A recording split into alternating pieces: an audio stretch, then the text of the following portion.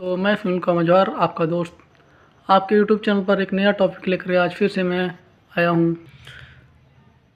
1784 ईस्वी का Pitt's India act governor general Warren Hasting की साम्राज्यवादी नीतियों को लेकर कंपनी एवं संसद के बीच मतभेद पैदा हो गया। इसी कारण 1782 ईस्वी में हाउस ऑफ कॉमर्स में हेस्टिंग को वापस बुला लेने का प्रस्ताव भी पारित हुआ, परंतु कोर्ट ऑफ डायरेक्टर्स ने संसद की इच्छा की अवहेलना कर दी। इन स्थितियों से निपटने के लिए कंपनी पर नियंत्रण के लिए 1783 ईस्वी में इंग्लैंड के तत्कालीन नॉर्फॉक्स मंत्रिमंडल ने फॉक्स इंडिया बिल संसद में पेश किया। हाउस ऑफ लॉर्ड्स द्वारा विधेयक अस्वीकार कर दिया गया। फॉक्स मंत्रिमंडल को त्यागपत्र देना पड़ा। अगली सरकार पिट द एंगर ने बनाई, जिसने 1784 ईस्वी में संसद में फिर से इंडिया बिल पेश किया, पर फॉक्स के विरोध के कारण विधेयक गिर गया।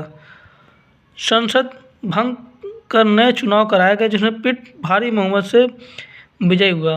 उसने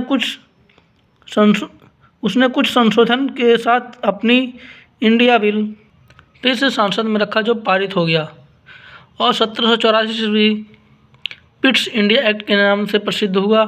इस अधिनियम में निम्नलिखित प्रावधान किए गए। 6 कमिश्नरों के एक नियंत्रण बोर्ड की स्थापना की गई, जिसे भारत में अंग्रेजी अधिकृत क्षेत्र पर पूरा अधिकार कर दिया गया। इसे बोर्ड ऑफ कंट्रोल के नाम से जाना जाता था। बम्बई तथा मद्रास के गवर्नर पूर्ण रूप गवर्नर जनरल के अधीन कर दिया गया। भारत में गवर्नर जनरल के सदस्यों की संख्या 4 से घटकर 3 कर दी गई। इनमें से एक पहला स्थान मुख्य सेनापति को दिया गया।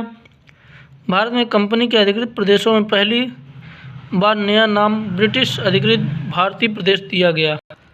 संचालन मंडल द्वारा तैयार किए जाने वाले पत्र एवं आज्ञाएं नियंत्रण बोर्ड के सम्मुख रखे जाना अनिवार्य हो गया। कंपनी का डायरेक्टरों की एक गुप्त सभा बनाई गई, जो अधिकार सभा या संचालक मंडल के सभी आदेशों को भारत में भेजती थी। मद्रास तथा मुंबई के गवर्नर की सहायता से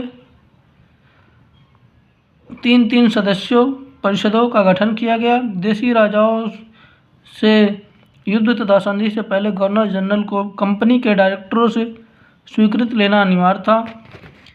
भारत में अंग्रेज अधिकारियों के ऊपर मुकदमा चलाने के लिए इंग्लैंड में एक कोर्ट की स्थापना की गई।